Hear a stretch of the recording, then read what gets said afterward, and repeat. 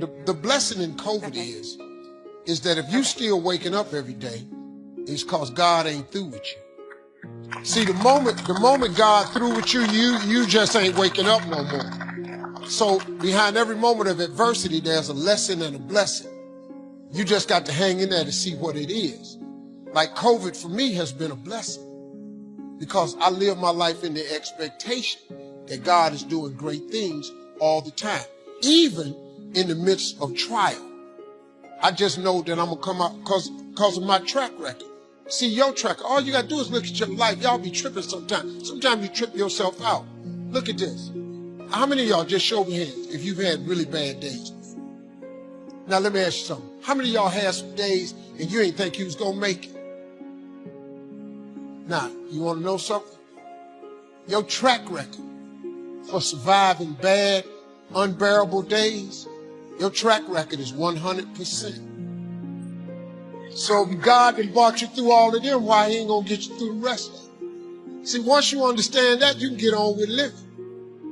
A lot of people, y'all been tripping yourself out. Oh, it's the COVID. I can't go outside. Can't nobody go outside. Y'all stay in the house, learn something. Get connected, get spiritual. You can't go nowhere, talk to God. What? Figure it out. Make something happen for yourself. That's what I did. Man, I had so much good stuff happen to me during the COVID. Got me some rest, lost me a little weight, saved some money, can't go nowhere. My wife quit shopping because she can't go nowhere. Thank you, Jesus. Thank you. It's absolutely necessary, and that's why I wrote the book. Because people only see the good part of you. It's like Instagram and Twitter. You never post a bad picture. You know, you pass up all them other pictures, you get that one picture that's got the right angle and the right light, you put that picture up, and then put a filter on that. Yeah. Okay. Okay, put a filter on that, lighten it up, change it a little bit, do all that kind of stuff. So we have started to believe the illusion that people who look good on camera and people who do amazing things only had amazing moments. And that's why we have so many haters. Because haters feel like it's not fair for you to have all the good times while I go through all the bad times. But the reality is we go through bad times too. Come on. We go through heartache too. Right. We go through disappointment. We feel bad. We get depressed. We want to give up. We want to walk away. But there's something down inside of you that keeps pushing you. I feel like Let's take a few minutes to talk about the importance of knowing yourself enough to be your best cheerleader.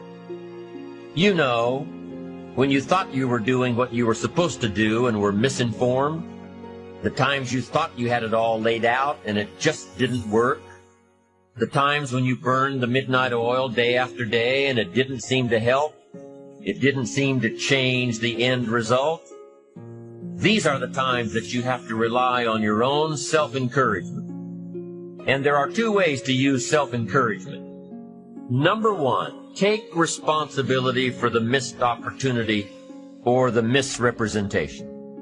Learn from the fact that even though your client wanted it one way and you presented it the right way, it didn't work. Be prepared for the letdowns that happen every so often. Know that this lost opportunity just sets you up better for the next one. Realize that you can make the necessary alterations next time. Make the changes that will make the difference. Study your mistakes and learn from them. Don't dwell on the mistakes. Acknowledge them. Learn from them. Encourage yourself that you're smarter than your bank account leads you to believe. The second way to use self-encouragement, remind yourself that you're bound to get better. Don't get down on yourself. Don't beat yourself up. It's the next opportunity that matters, not the last one, the next one. Now, the last one matters only in that you must learn from your mistakes. But the next one gives you the opportunity to show that you have learned from your mistakes. You can do it better next time. You just have to practice, practice, practice. Keep trying. Keep trying until what? Until you've got it down. If you figured out what went wrong last time, then you know how to make it right next time. If you figured out what it was in your presentation that didn't work, don't say that next time. If you figured out that the reason you didn't close the deal this time was because you didn't have all the facts and figures in place, have all the facts and figures in place next time. Don't beat yourself for messing up. Pat yourself on the back for figuring it out. You need to encourage yourself. You need to pump yourself up. You need to be your own cheerleader. Why? Because you can't wait and hope that someone else will come along and cheer you up, make you feel better, tell you that you'll do better next time. You have to rely on yourself.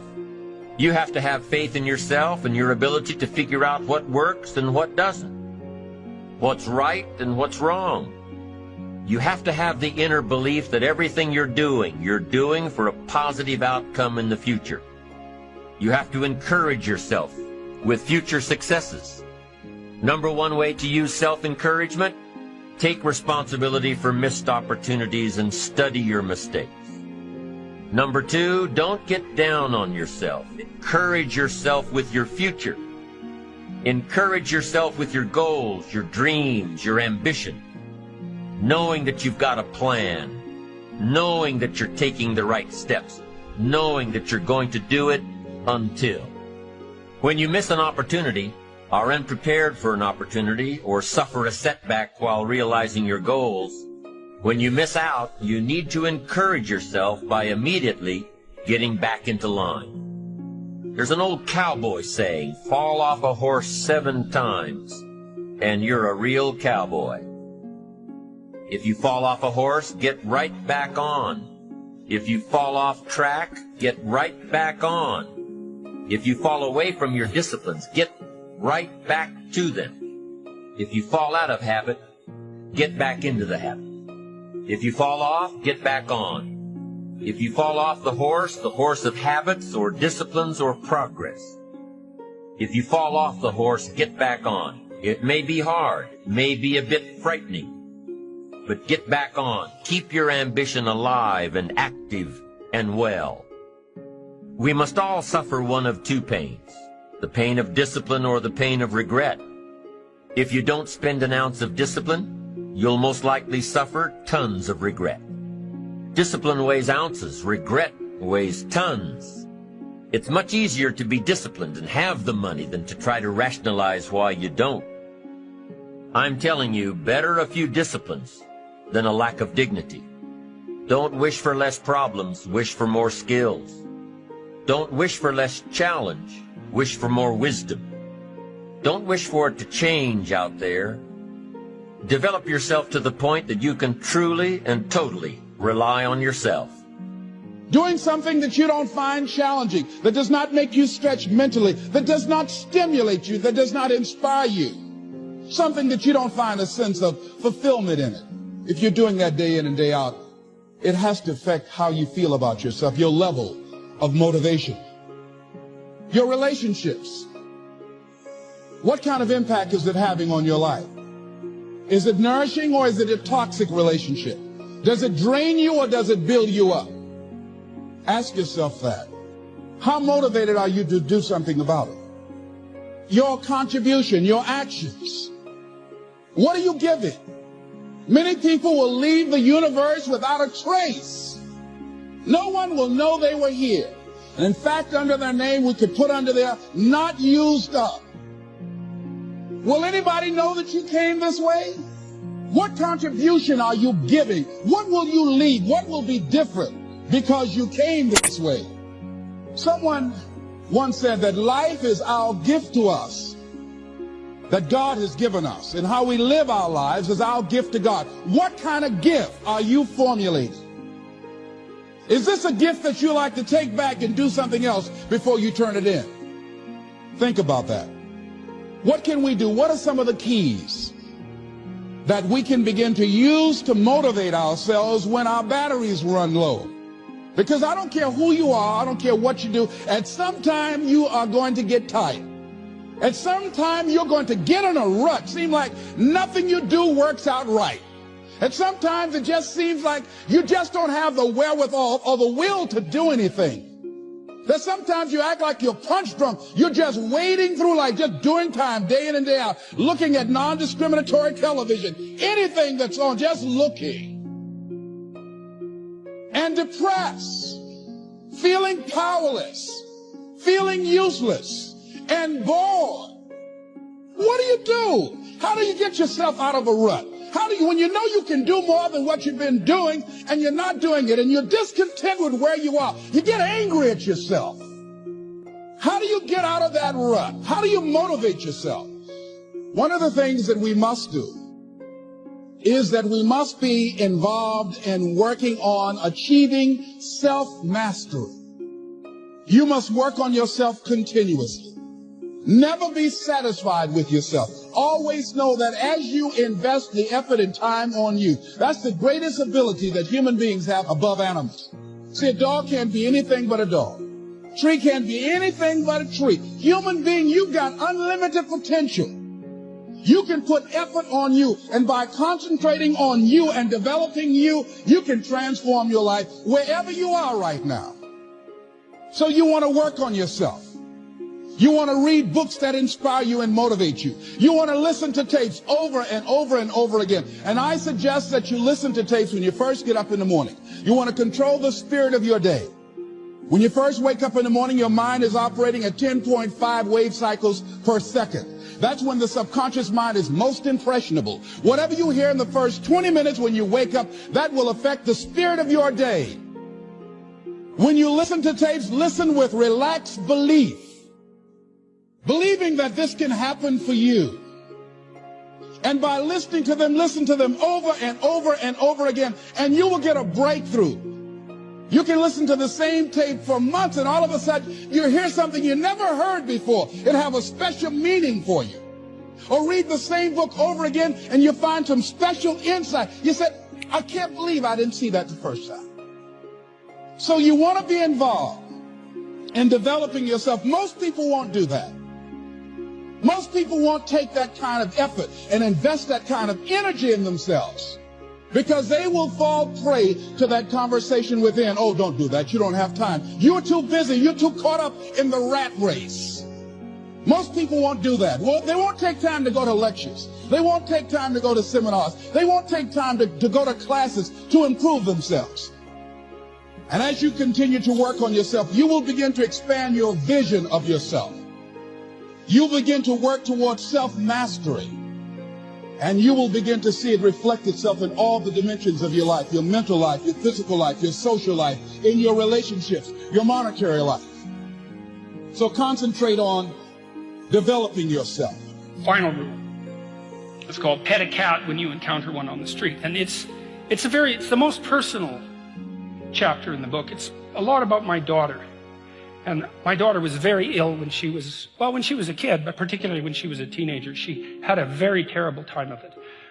She had juvenile rheumatoid arthritis, and when she was between the ages of 14 and 16, it first destroyed her hip, which had to be replaced, and then it destroyed the ankle on her other leg, which had to be replaced. And she walked around for 2 years on broken legs, and she was taking massive doses of opiates and could hardly stay awake, and she had this advanced autoimmune disease, which produced all sorts of other symptoms that were just as bad as the joint degeneration, but which are harder to describe.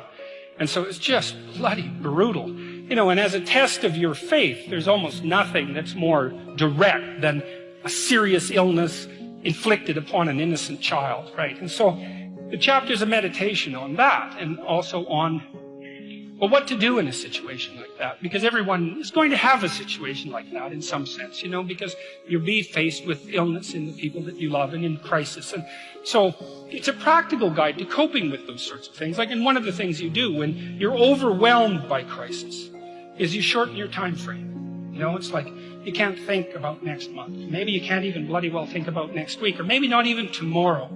You know, because now is just so overwhelming that that's all there is. It's like, and that's what you do. You cut your time frame back until you can cope with it. And if it's not the next week that you see how to get through, then it's the next day. And if it's not the next day, then it's the next hour.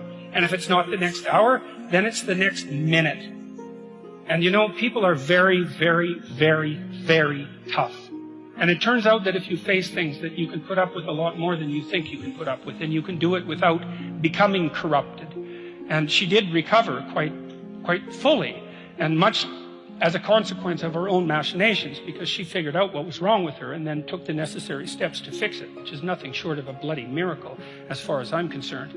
And anyways, part of the cat bit is I actually started by talking about our dog, who actually died about a year ago, but he's still alive in the book. You know, I let people know, because dog lovers love dogs, and if you love cats, then they think you don't like dogs, and then they don't like you. So I also point out at the beginning of the chapter that, you know, if you want to pet a dog on the street, that's okay too, so you don't have to get up in arms about it.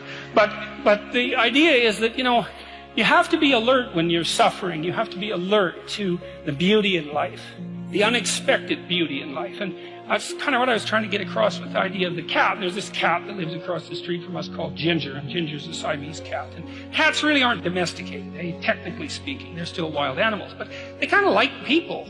God only knows why, but they do, you know. And so Ginger will come wandering over, and our dog looks at her, but they're friends, and she rolls over on his back, and Seiko used to, you know, nose her a bit. And then she'd kind of mosey over and let you pet her if she was feeling like it that day. And, you know, you have to look for that little bit of sparkling crystal in the darkness when things are bad. You have to look and see where things are still beautiful and where there's still something that's sustaining. You know, you narrow your time frame and you be grateful for what you have, and that can get you through some very dark times. And maybe even successfully if you're lucky. But even if unsuccessfully, then maybe it's only tragic and not absolute hell. And you can do that, you know, in the worst situation. You can make it only tragic and not hell. And there's a big gap between tragedy and hell. You know, there's nothing worse at a deathbed than to see the people there fighting. The death is bad enough, but you can take that, as terrible as it is, and make it into something that's absolutely unbearable. And maybe I think, and this is sort of what I closed the book with, is this idea is that if we didn't all attempt to make terrible things even worse than they are, then maybe we could tolerate the terrible things that we have to put up with in order to exist. And maybe we could make the world into a better place, you know, and it's what we should be doing and what we could be doing because we don't have anything better to do. And that's what the book is about. And that's the end of 12 Rules for Life.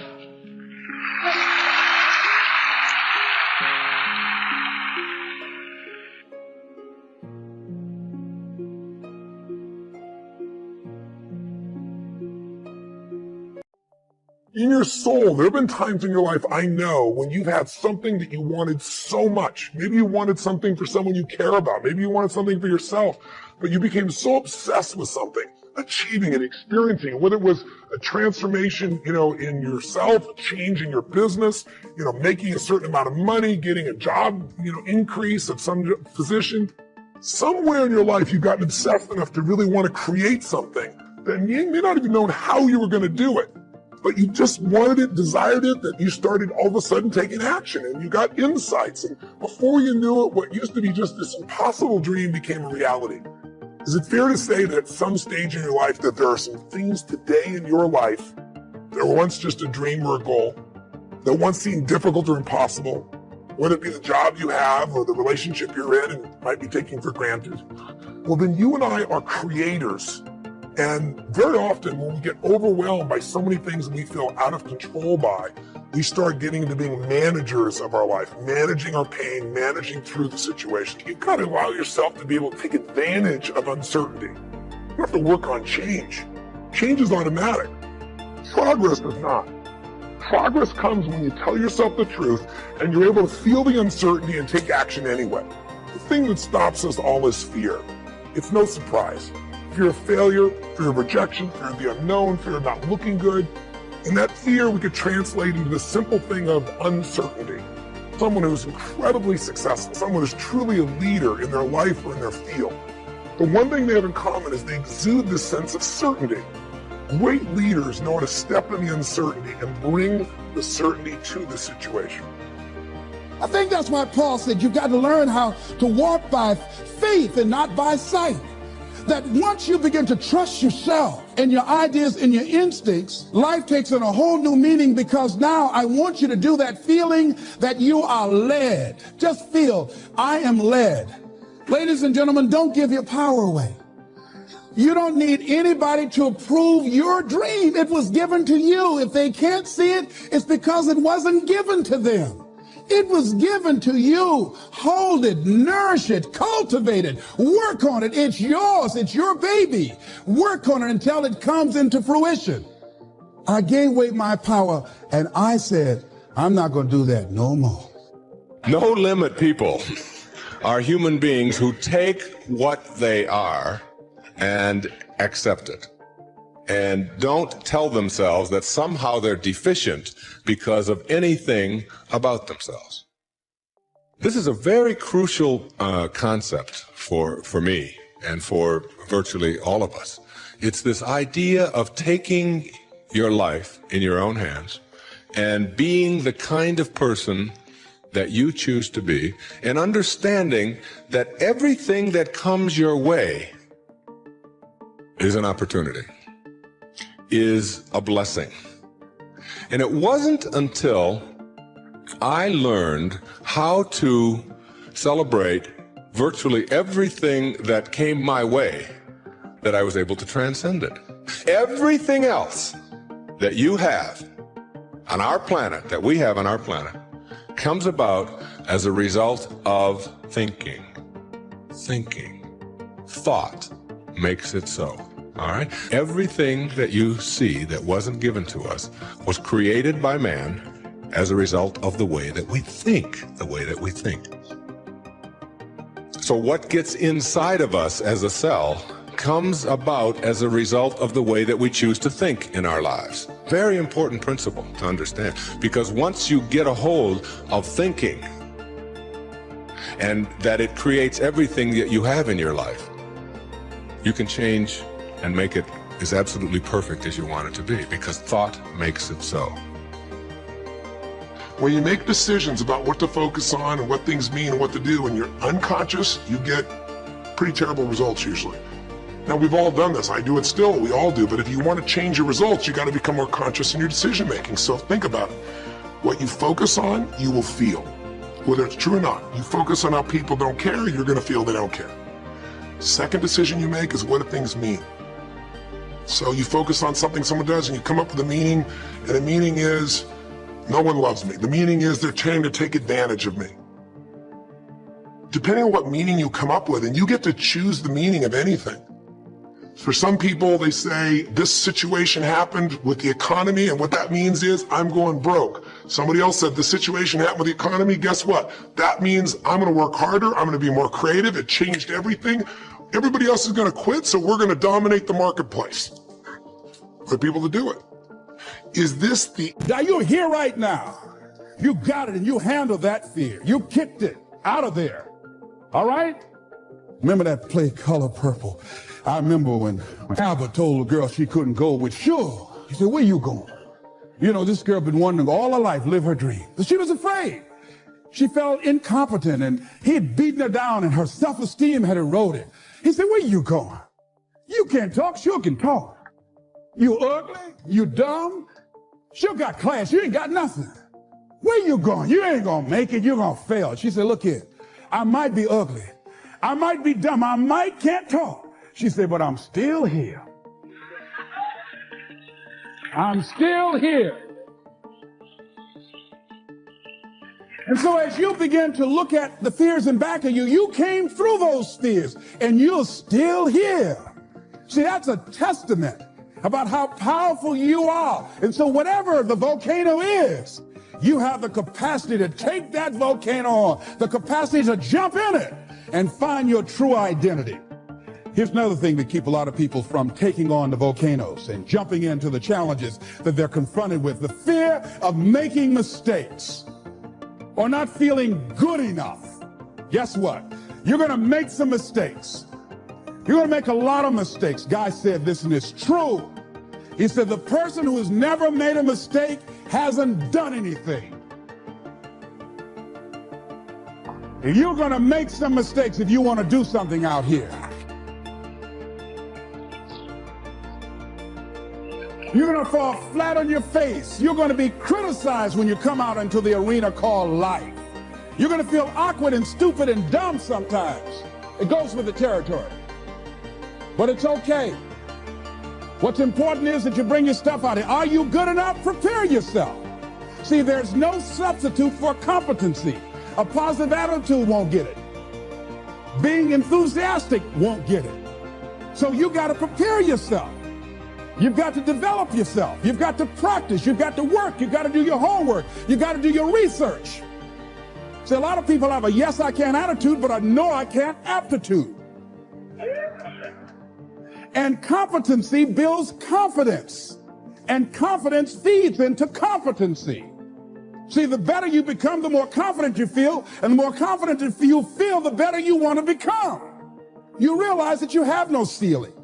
That you can better whatever you've done so far. You can go beyond that. You don't become cocky and arrogant, feeling that you've already arrived, as most people have. And that's why they've settled for less than what they rightly deserve in life. Because they feel they've arrived, and they say, well, I can rest now. I can rest on my laurels now. I've made it. Stop doing the things that you know are wrong that you could stop doing. Right? So it's a fairly limited attempt. First of all, we're not going to say that you know what the good is or what the truth is in any ultimate sense. But we will presume that there are things that you're doing that for one reason or another you know are not in your best interests. There's something about them that you just know you should stop. They're kind of self-evident to you. Other things you're going to be doubtful about. You're not going to know which way is up and which way is down. But there are things that you're doing that you know you shouldn't do. Now, some of those you won't stop doing for whatever reason. You don't have the discipline, or maybe there's a secondary payoff, or you don't believe it's necessary, or it's too much of a sacrifice, or you're angry or resentful or afraid. Who knows? So forget about those for now.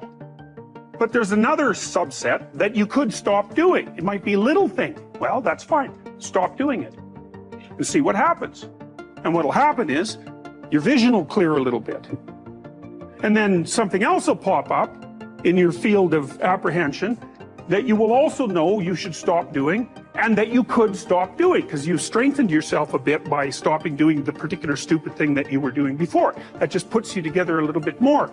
And you could do that repeatedly for an indefinite period of time. And you know, that doesn't necessarily mean that you're going to ever be able to formulate a clear and final picture of what constitutes the truth and the good. But it does mean that you'll be able to continually move away from what's untruth and what's bad. And, you know, that's not a bad start. First, you'll have to start paying attention to your actions. Ask yourself, is what I'm doing going to lead me to where I want to be in life? You find yourself constantly bored, daydreaming about the future or past, or counting down the minutes until the day ends. It's probably because you feel disconnected from what you're doing. Cherish your time. Try to spend your free time doing things that you enjoy doing, rather than wasting time. For example, rather than spending your weekends watching television, spend them partaking in your hobbies or spending time with loved ones and new friends. Measure your productivity by engagement, not achievement. Not everything you do has to be productive in the conventional sense, but activities should be engaging. Keep in mind that it is perfectly fine to spend some time doing nothing and just being lazy each day. This can actually help with your imagination and self-awareness. Strive for a balance between doing things you want to do and allowing yourself to just be.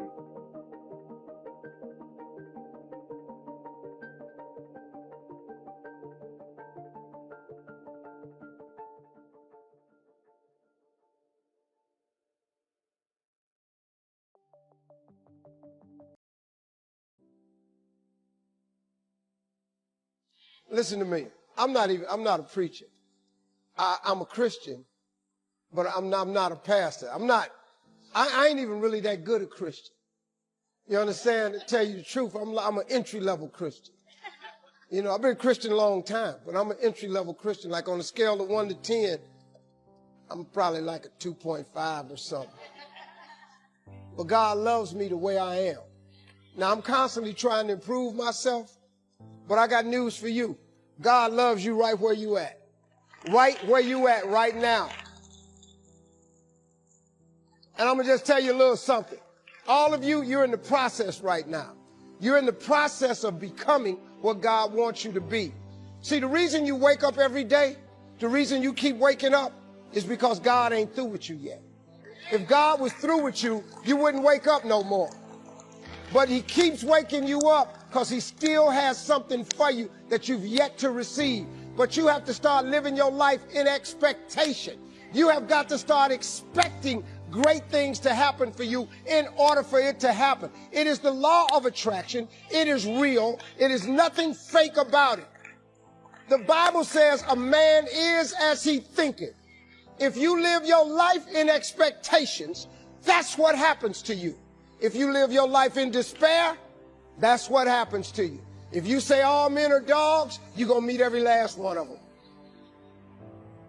I'll never be rich. You won't. You won't. The moment you change the frequency that your tower emits, the moment you change that frequency, different things come back to you. I'm telling you this how it works. I'm going to just say this fast as I can. I'm going to let you go. If you change your attitude, you change your altitude. Listen, the reason you came to this show today was to be entertained. But a lot of y'all came to this show, and I ain't because you needed to hear this. All I am is a piece of conduit. I'm a piece of pipe. God just tell me what to say. I don't pick what I'm going to say at the end of the show. God just tell me what to say. Somebody in here needed to hear this.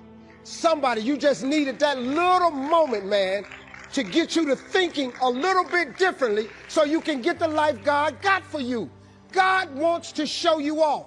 He wants people that he can use as an example and say, hey, this is what I do for people. If you call on me and you believe in me, this is what I do for people. I raised my hand a long time ago. Use me. Show them how you take an old hoodlum. Tell them how you take a street boy. Show how you can take somebody ain't got no education. Take me. Take somebody that don't even talk that good. Take somebody who flunked out of school, on his third marriage, lost everything, lived in a car for 3 years. Take me and show somebody what you can do through me. Guess what he did? He picked me up. He put me in a world I knew nothing about. God will do the same thing for you. Change your attitude, you change your altitude. You know, after is they have this sense of certainty, and it isn't born. It's something that you make as a habit. You drill it into yourself. I sure as heck didn't have that sense of certainty growing up, not even close. And what I found myself doing early on is I felt so uncertain I couldn't get myself to do anything. So I developed these rituals. These rituals of certainty. I'm going on runs, and on the run, even though I didn't feel like it, these incantations where I would say out loud over and over again, you know, God's wealth is circulate in my life. His wealth flows to me in avalanches of abundance. All my needs, desires, and goals are met instantaneously by infinite intelligence. I'm one with God, and God is everything. And I would say that over and over and over for 30 minutes. Just crazy. And I would envision it, God circulating, His wealth circulating my life, and I'd see the wealth of love and friendship and impact and growth and economics and all these things, physical fitness and aliveness. And seeing this wealth of abundance flowing, oceans of it, into my life as I went and did these things. If you envision something clearly enough and you bring certainty to it over and over again, if you engage your physical body in a simple ritual, it can be as little as 10 minutes a day. I call it my hour of power, or 15 minutes to be fulfilled. And all you do is you take 5 minutes, and in those first 5 minutes, you get yourself moving, and you get yourself in a state of certainty in the way you move and the way you breathe. You focus on what you're excited about in your life. You focus on create what you want to bring to your children, what you want to bring to the world. It changes your state. Most people do the opposite of that, right? They get the product, or they think about doing it, and what do they envision? It not working. That's right. So they envision it not working. As soon as they envision it not working, they feel uncertain. As soon as they feel uncertain, how much potential they have? Little, if anything. And so they send back your product, and they didn't listen to the damn thing. You know? And guess what? What does that do, by the way? They make that as another lousy result in their life. I didn't even follow through on that. They believe even less. This process is the Holy Grail. It's where the whole game changes, and anybody can do it, and they can do it in a few minutes. And if they do it a few minutes each day, then they get a different life. They do it a few minutes one time, their life changes for the day. We're defined by our rituals.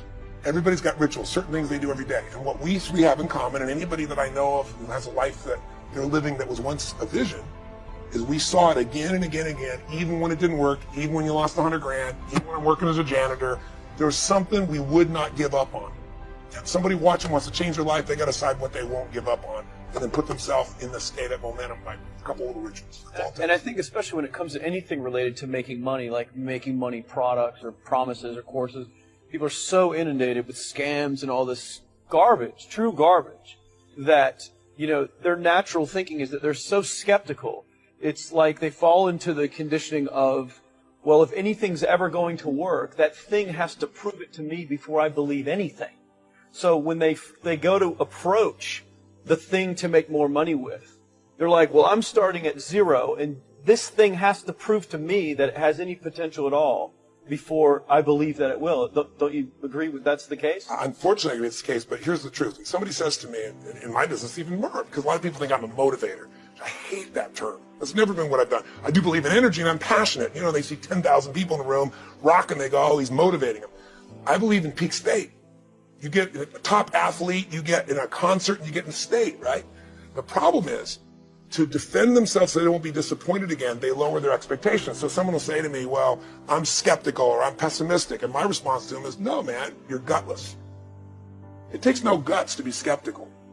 You don't have to have any capacity to be a critic. And now with the web, you don't even have to own that you're the one being the critic. You can burn somebody and, you know, anonymously, right?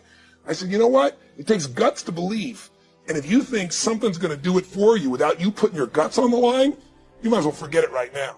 So this idea that I'm skeptical or they got to prove it to me, it's the biggest lie. What that really is you're fear talking. You're so scared of failing, you don't even want to get your hopes up. And if you don't get your hopes up, you might say, well, what if they get their hopes up and somebody gets disappointed? How many disappointments have we experienced in our business careers and in our lives? The difference is some people take disappointment and let it destroy them. Other people take disappointment and let it drive them. And you get to choose. I hate plan B. When you start doubting yourself, that's very dangerous. Because now what you're basically saying is that if my plan doesn't work, I have a fallback plan. I have a plan B. And that's the key, because it means that we tried. It means that we got up. It means that we cured our fear by taking action over and over and over. What will come, and whatever it is, I'm going to learn from that. You guys remember, if you want to be successful, learn from the other people's mistakes. Don't learn from the successful stories. I need you to be self-aware. So I need you to remember that you are always learning. In life, you are always learning. And I need you to believe in yourself. Figure out who you are. Don't apologize for who you are. And then become even greater than you naturally are at what you are. Once you understand that every time you lose is an opportunity for you to not only learn that lesson, but take it a +1 step past the lesson, you'll start to appreciate those lessons. In order to change behavior, design it in any meaningful way, you need to be aware of it first. But usually when people become aware of their habits or think about them, you know, like you might smoke or bite your nails or something on autopilot, but then if you start to think about it, well, you feel guilty about it. You know, you start to judge yourself. As soon as you start to judge yourself, then you're not in a great position to change, because what ends up happening a lot of the time, this has happened actually with a couple of campaigns that have tried to scare smokers into not smoking by showing them pictures of blackened lungs, or scare obese people into not eating as much by talking about the detriments of being overweight. What happens is people get really anxious and stressed. They feel guilty and worried, and then they resort to their preferred habit for dealing with that, which means they end up smoking more, or eating more, or whatever. Mm-hmm. So, yes, I think there is a benefit to looking at it in an unemotional, forensic way. Mm-hmm. And one way to do that is to say there are no good or bad habits. There are just behaviors that serve you in a particular way, and the goal is to try to find a behavior that serves you in a better way. My friend Byron Katie says that to believe that you need what you don't have is the definition of insanity. To believe that you need what you don't have, because you're already here, so you've already proven that you don't need it. So to go around believing that I can't be happy, fulfilled, you know, whatever it is, unless I get the stuff that I don't already have, It's a complete and total illusion. It's a thought that isn't even true. There's no truth to it whatsoever. You don't need anything. And when you get that, the irony is you're no longer attached. Your total life is just about living those virtues. How can I serve? How can I be sincere? How can I be gentle? How can I be supportive? And thinking like that. And that's how I think now. And because of that, I'm in meaning. And being in meaning, the times that I was in ambition, is delivering more and more and more and more of what I wanted so much then. And now that I'm not attached to it, it's like I can be like the cat. I can just go about my business and just let it follow after me wherever I go. So what I say to people who really want to access the transition from ambition to meaning, if they really want to access it, is to get your thoughts off of yourself. I do it on the radio every Monday, but it's like all my questions, all the questions are about why can't I manifest this, why can't I have that, this isn't working, and so on. And my response back to them all the time, over and over again, is take what it is that you would really like to attract into your life, whatever it is, whether it's wealth, a job, money, a nice watch, a new car, whatever it is, and want it more for somebody else than you want it for yourself. Just want it more. Just think about that and think about how much joy it would give you to be able to put your attention on that and just keep your thoughts on that. Take your thoughts off of yourself and start living the 4 virtues. Start being sincere, start being supportive, start having this reverence for their life and so on. And just shift off of what's in it for me, and how much am I going to get, and why isn't it here fast enough, and why is theirs shinier than mine, and so on. Off of that, and begin to project that, and do that. I don't care whether you're a school teacher. I don't care if you're a dental hygienist, or if you're a carpenter, or whatever it is out there that you are doing. If you can take your attention, if you want the door to open, to meaning, then the only way that door is going to open is if you understand that you have to leave your attachment to this grossly world of the material things and what's in it for me and how much am I getting, and shift your energy, your thoughts onto how may I offer, how may I serve.